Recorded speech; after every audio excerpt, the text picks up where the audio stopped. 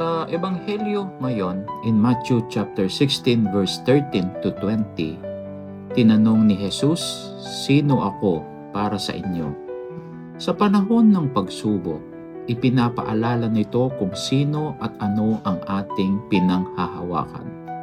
Sa gitna ng patuloy na pag-ulan dulot ng habagat at mga bagyo, naroon ang ating kapulisan, nagbabantay, gumagabay at tumutulong sa ating mga komunidad.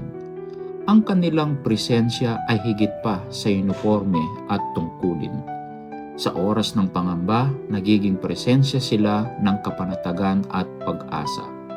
At tulad ng paanyaya ni Kristo kay Pedro na maging matatag na sandigan, naway ang ating kapulisan ay patuloy na maging sandigan ng bayan, matatag sa tungkulin, malasakit sa kapwa at tapat sa paglilingkod.